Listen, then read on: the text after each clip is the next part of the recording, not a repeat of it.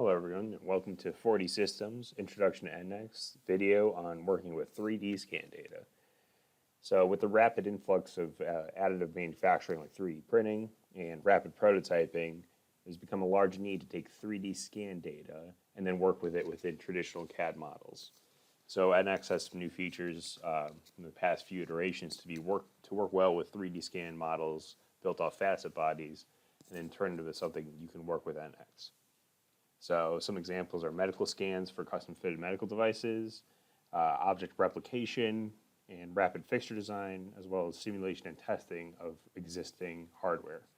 So you take a model that you've already built in rapid prototype, scan it, clean it up with NX, and then you can run it through a simulation or go ahead and try to 3D print something similar with some added changes or holes or whatever you want to do within the CAD software. So today, we'll be taking some shoe inserts that we took 3D scans of and modify them, work with NX, and then try to work with them to put them into a printable format. So our first step is going to be opening a new part, and it's going to be just a standard inch model. I'm going to go ahead and save it on the desktop, and I'm going to name it Scan Example 1 to start. Okay, so this is going to open the standard modeling. The first step we have is to go ahead and make sure that we have reverse engineering in our ribbon bar. You go ahead and right click, there should be a reverse engineering option. I have selected that. If you go into reverse engineering tab in the ribbon bar, you can see very clearly the different options we have for rapid prototyping essentially. So this has all our options. We're going to need to work with these models to clean them up and then convert them into a facet body, which will be able to be used within NX CAD feature design. So our first step right now is to import our STL file. So we have an STL file existing. It's named here, and it is an STL file taken from a 3D scanner. Our facet body output type needs to be set to NX. The other standard defaults are okay to start with, and we're going to get hit OK.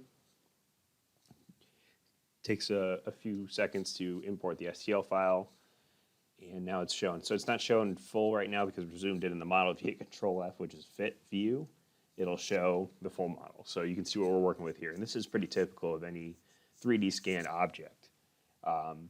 Basically, you have a lot of rough edges, not full scans. There might be holes in your model, which we can see over here. There's a hole in this right corner here.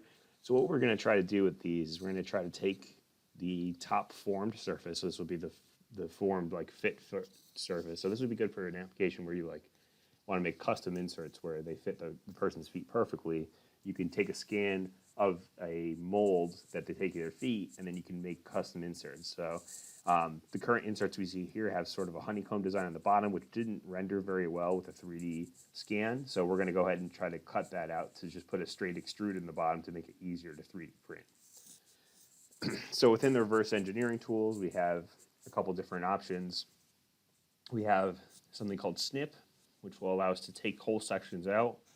And then we have this option called Fill Hole, which then goes and take sections we either took out or existing holes and fills them with curvature matched or tangent matched geometry, which is a very useful feature to sort of clean up these options. We also have a smooth option to hopefully bring down any strange facet bodies to smooth them out into the actual surface. So what we're going to do first is start with a cleanup. So we're going to use the snipping tool to start snipping out some of these regions of just strange geometry within the foot face that we're going to need to carry on over. So our first option is going to be snip here, and you can snip by a number of different options, by a region, by boundary, with curves. So we're going to use boundary. This is the way that I found is easiest to fill later with a fill hole feature. And we're going to start snipping out these facet bodies. So you select the facet body, which is your current scan.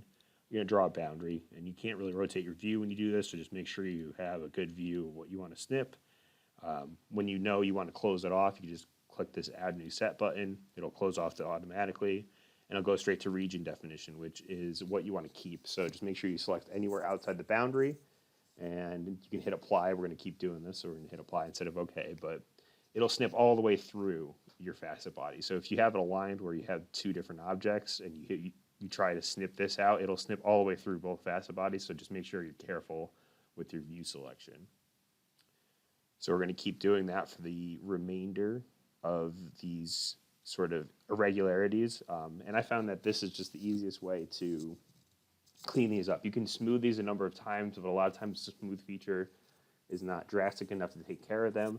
And the curvature match actually makes a nice smooth surface to work with. So I found that snipping them out and then filling the hole later is one of the better ways to do this. Quick too, and relatively painless without too much smoothing operation to do it. So we're going to keep going through and doing a number of snipping of these facet bodies.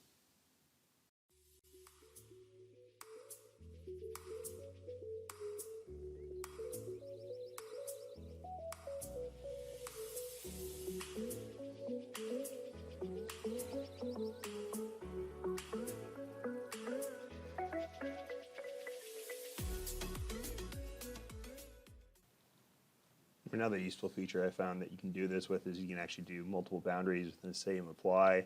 Just make sure you don't select any of the region points within an area that you're deciding you want to cut out.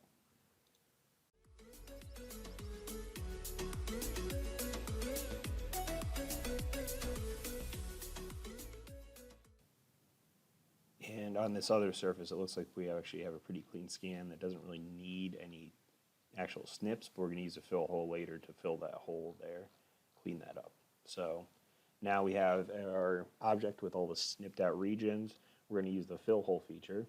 So we're going to select our facet body again, and we're going to start selecting these holes in order to fill them, and we're going to look at our smoothness options to figure out what the best option for us is on these current ones. So we're going to go ahead and click there to fill that hole. Now tangent based, we have a couple different options. Linear is just going to make a flat sheet, so that's definitely not the best option for this curved surface.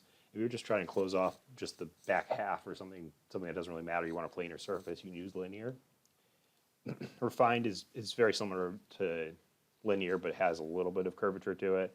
What I found the best is tangent-based or curvature-based. So curvature-based really tries to match the curves of your areas, and then tangent-based just tries to match the local curve at the edge of the area. So right now I'm going to go with tangent-based because I don't like the curvature-based. There's a little bump that shows up in the right corner there.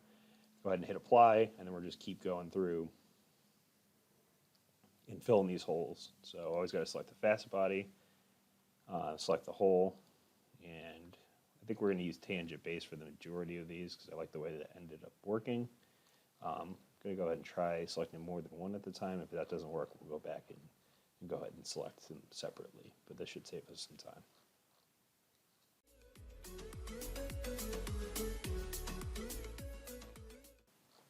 Okay, so that looks pretty good for what we want. Looks like the tangent based helped us out. It's going to take a little bit to go ahead and calculate, but there we go. So now we have a nice smooth surface without any of those irregularities, and it looks pretty good there. So now we're going to fill the hole on this side, and this was a natural hole that was caused by the scan having a little bit of issues, but it's no problem. It's the same method will work perfectly fine for it. Just go ahead and hit OK, and then we're done. So this was all the cleanup that we really wanted to do on this top surface. So like I said, we're not really worried about the bottom surface because we're going to end up actually snipping this out and then working with NX feature modeling to kind of clean that up. So the next operation that we're going to have to do is we're going to snip all the way around the edge of these two shoe inserts.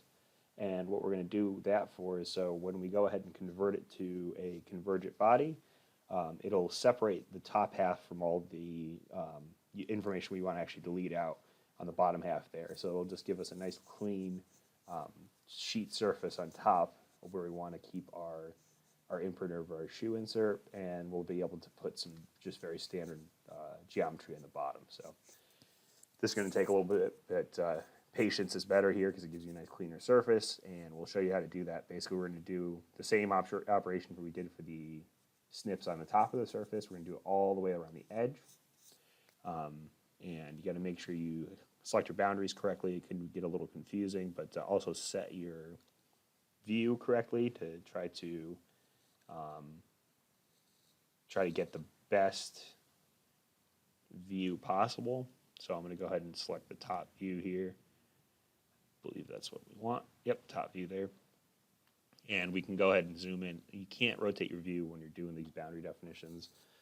So it's best to just go ahead and pick the best option for you. In this case, it was top, and then just try to work from that view. You can zoom in and out, but it's best not to move your actual location of your view. So I'm going to select the facet body, and we're going to start drawing our boundary. So what I like to do is go ahead and take just around the edge where you start seeing the irregularities. We're going to take a snip, and we can go and zoom in and make smaller and more precise cuts here. And the better the curvature is here, the better results we're going to have down the line for the extrusion and the printing. So take your time and make sure you have enough segments in there to make a nice kind of clean curve. We're going to go ahead and smooth out this curve in a later operation, but that can only go so far. So we just try to make sure it's nice and smooth and has a good number of segments for the snip out here.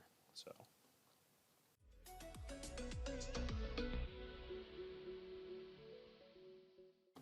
You don't have to worry really about how much you're cutting out here. We're going to be using a extend sheet feature later on as well, so we can actually kind of rebuild these lines that we're cutting out. We just want to make sure we separate the top from the bottom as effectively as possible, as well as getting a nice clean line to work with. And it's pretty important that we keep the angles relatively low in between the line segments, because the smooth curve feature later on is going to use that angle to determine what it can actually smooth out or not. So it's kind of important to make sure you have a nice, relatively smooth line segment definition here to start.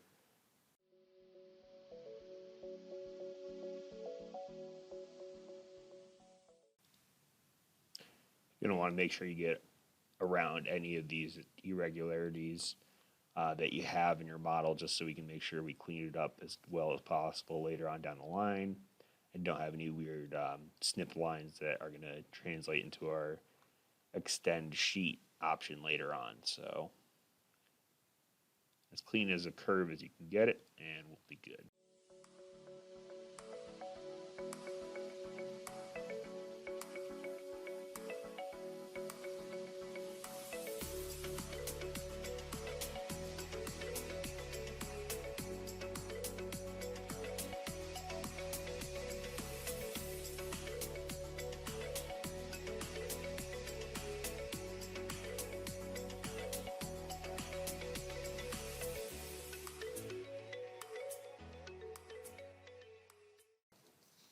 Okay, so we're coming along the back here. So now when you get back to where you started here, you're going to want to leave a little segment that you're going to snip out a little bit later, and that's just so you can set your boundaries correctly. And remember, so you have to leave the facet body, so you can't intersect the facet body, just make a complete circle. So we're just going to go all the way around with it, back to the start. Make sure you don't intersect your other facet body as well, because that could cause some problems. And we're going to get close to that first one. We're going to hit the Add New Set button. You see that's our region we want to delete. So now in our region point, we want to make sure we select what we want to keep, which is this top here. So we're going to do it somewhere in there. And go ahead and hit OK. And it'll take a second, but it'll snip all the edges around. So we're going to see why we did this. So here you can see now we created a separation. You can actually see through a lot of the geometry, so it's definitely not complete. So now that we have a separation here, when we go ahead into our next few operations, it'll make it a lot easier to separate those out and delete that geometry we don't want to keep. So go ahead and snip this little last tab off as close as we can to where we need it. So our facet body here, draw the boundary, and we're going to try to get our boundary as close as possible to the other geometry. If you want to take a little bit more off, that's fine, as long as it matches up smoothly. And just select a region point again and hit OK. So that should clean up that edge nice and make a pretty complete top. So we're going to do the same thing on the other side. We'll go ahead and fast forward that for you so you don't have to watch that whole extrude process again, but here we go.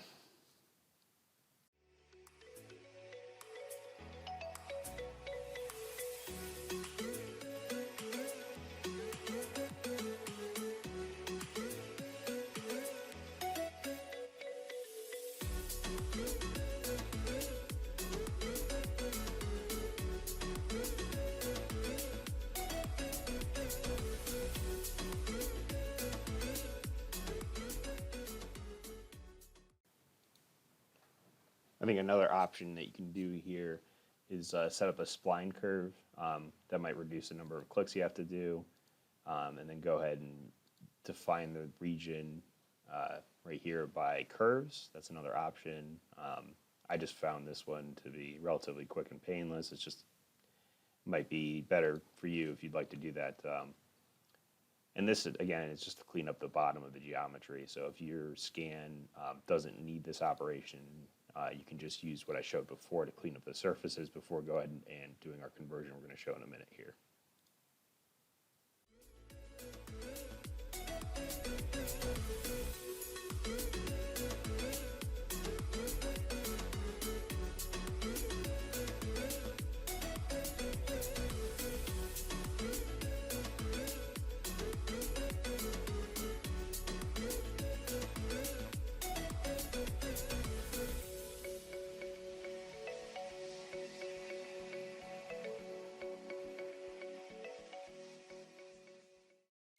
Now's the time we get into converting this to start working with NX. So with this option we have here with this reverse engineering features, we can take these bodies. I'm actually going to save the part as well, just to make sure I don't lose my work there.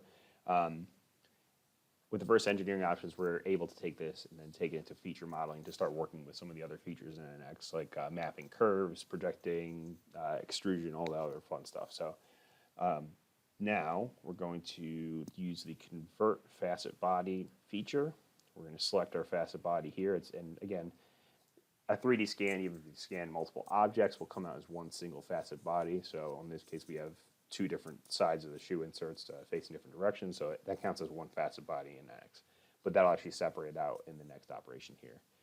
You can do an automatic cleanup. I don't prefer to do that. That's what we just did, essentially. And then our settings, you can have your input body be deleted or hidden or keep it. I'm going to actually go ahead and hide it just so we have that for future reference in case we need to go ahead and do this again. And I can show you the differences between the steps when I do that. So in the past, I've just deleted them, though, and that's fine, too. So we go ahead and hit OK, and it'll take a second, and it'll convert this into a converged body. So we'll look at the part navigator in a second and show you what the difference between a convergent body is and a facet body within NX. And this can take a few seconds just because it's taking all of that data and turning it to featured bodies. So the difference between a facet body and a convergent body in NX is one's a non-time step geometry, so this has sort of no feature modeling, so you can't essentially do anything that you can then revert or hide or whatever. So you can see we still have our facet body there. You can see the highlight changes. I hid that for now, so that remains in the non-timestamp geometry. And the model history shows our new convergent bodies. So we should have, it looks like we have imported 71 convergent bodies, and that's anything that's touching becomes one convergent body. And 2 of these should actually be the actual top. So it looks like convergent body 2 is one of them, and the other one, if we go ahead and select that, is 35. So we can delete everything else besides 2 and 35. And this is just the quickest way that I found to delete all this extra geometry we imported. So go ahead and make sure you don't select 35 like I just did. So we have 3 through 34, delete that. And we can delete 36 through 75 as well, or 71 rather. There we go. So now we are just left, and go ahead and save the part again, we're just left with 2 convergent bodies that we can work within NX.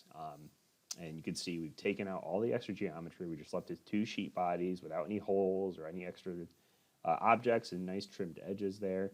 That allows us to start working with these and make some sort of shoe inserts of our own or foot models, whatever we need to do there. So Now we are going to use a base or sheet on the, you can see that these are slightly raised from the XY plane. So we're going to actually make a sheet there that we can project the curves of the edges on, so then we can extrude those exact curves. We make a perfect sort of cutout of these with an extrusion. So our first step here is going to be making extrusion. We're going to make it on the XY plane. And you can go ahead and set your all dimensions in here. What I'm going to do really quickly just to get this rolling is just make a undimensioned sort of rectangle, hit finish real quick, real easy. And go ahead and I'm going to make sure that it's actually pointing down. You could make it a sheet body too if you'd like, but I'm going to go ahead and make it a thickness just so I can easily select it. And there you can see that it's now has a sheet body that we're going to project curves onto. So now we're going to go into our curve application and we're going to use project curve, right? So this will take the edge curves here. So you can see you can select your edge curves and it's going to project it onto this plane. And we're going to make sure we use the Z axis and we're going to put it down. So this will project a perfect projection onto this plane that we can then use to extrude. So go ahead and hit OK, and we're going to do the same thing for the other side. We're going to select our edge curves.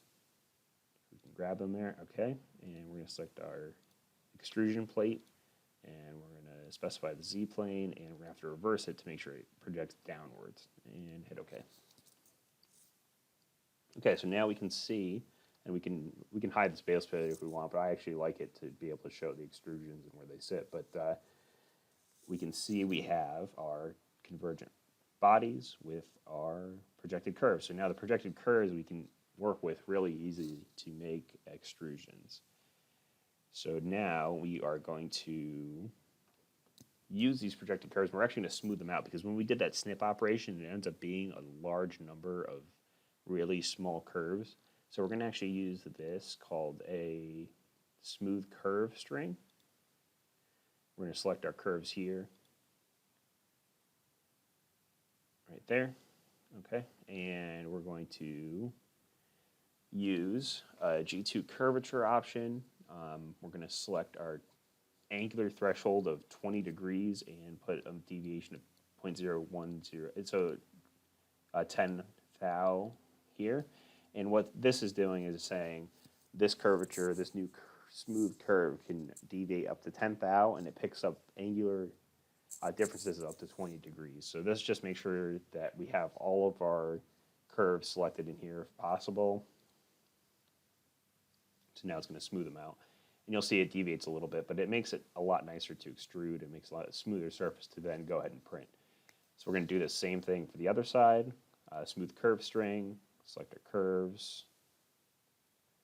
You see that it's just got number of curves here. It's going to select all the connected curves because I have connected curves up here in the curve rule. And we're going to use, again, G2 curvature. Distance threshold is fine at 0.44. And then 20 and 0.01, that's fine. We're going to do that. And we can modify those parameters if we see that our extrusion still has some edges in it that we don't like, so we can kind of play with those. So now we are going to extend these sheet boundaries using the surface tab, and we're going to go ahead into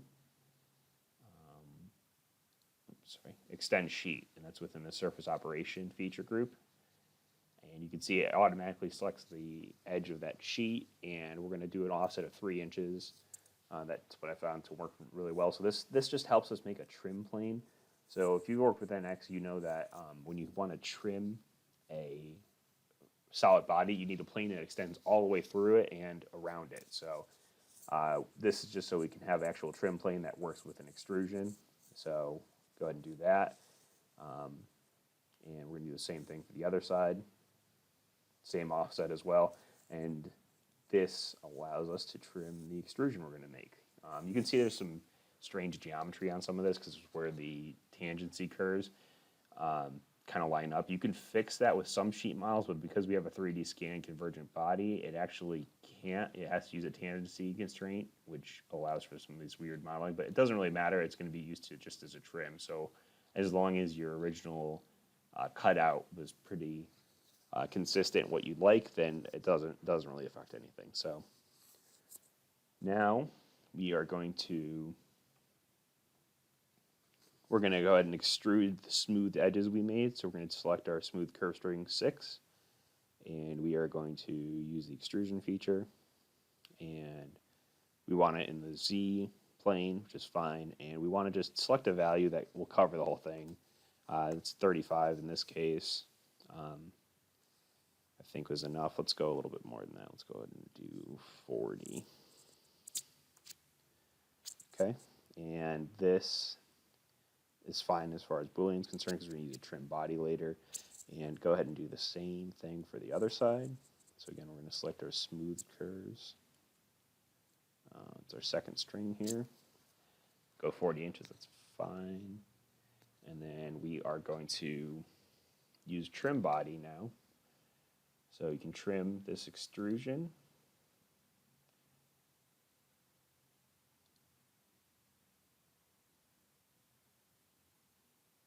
And it looks like it actually picked up both bodies for this extrusion, so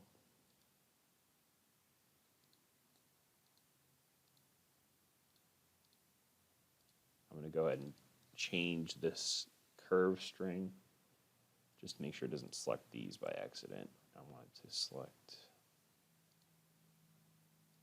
this. Okay. So it looks like our curve string was a little bit messed up, so we're going to go ahead and fix that.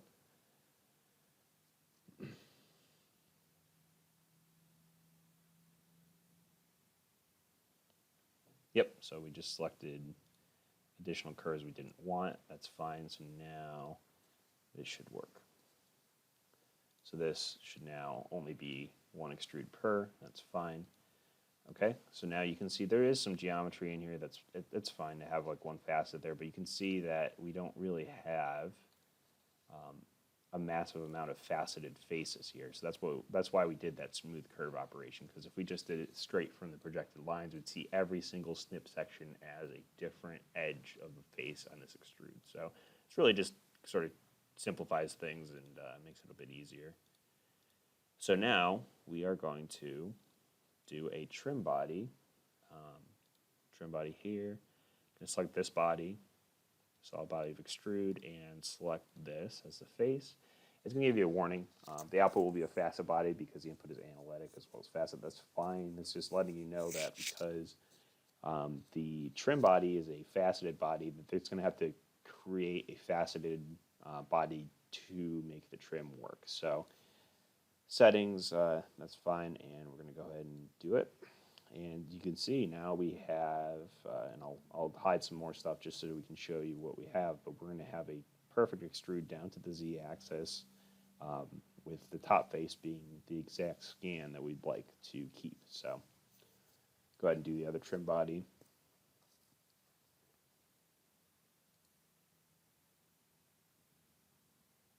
It looks like we're still running into issues with double extrusions here, so I'm going to have to look into that really quick. So let me go ahead and do this trim, and then I'll fix this extrusion. Yep, so it looks like we had two extrusions here. Yep, oh, that's fine. Extrude 11 was the issue.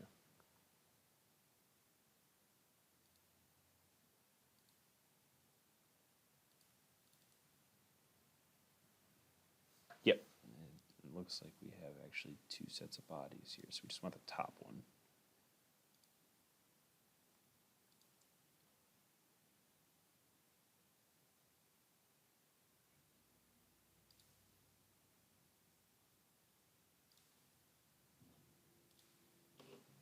So I'm going to fix this smooth curve string. It looks like it has a double selection here as well, so I can make sure that this is what I wanted. Go connected curves and select this one. There we go. That is better. So now this should just fix our extrude here. It should just be one extrusion. Then our trim body. It looks like we're going to have to remake our second trim body. That's fine. You go ahead and do that. Select this body and select our cutting plane. Hit OK. And there we go. So now, if we want, we can hide a lot of our geometry. So we can hide our extended sheets and our curved strings and our base plate extrusion. And there we go. We have two bodies within NX that are now have a flat base on the z-axis, have relatively smooth contours, and have the exact scan smoothed out and fixed for what we can do on the top. So now we can go ahead and take this geometry and export it to a 3D printer, work with it within NX to sort of make, we can make mounting holes or other geometries placed on top of this. We could build different things around it. So this is just a great way to take the 3D scanned objects that you have and turn them into something that you can go ahead and use in CAD and understand and modify in whatever way you'd like. So you go ahead and take these bodies and copy and paste them into different models, save them as models you can use in assemblies. So this was the 3D scan data NX video from 4D Systems. I'm Ryan Klagowski, and we'll see you in the next video where we're going to try to go ahead and print these out and see how they come out and see what we can do to use NX to go ahead and 3D print these.